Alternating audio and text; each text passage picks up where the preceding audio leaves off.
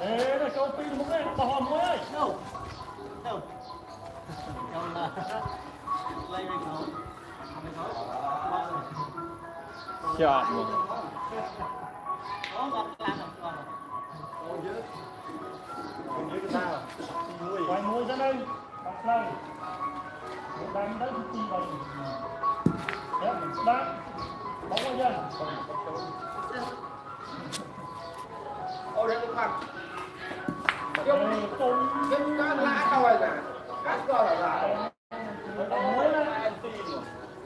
Dạ xong đấy đúng không? Cái con tí nó cho về. Dạ xong đây nào. Hôm nay nó xuân rồi mà. Lắm dạ xong đấy. Cảm ơn. Cái thịt. Cái thịt. Cái thịt.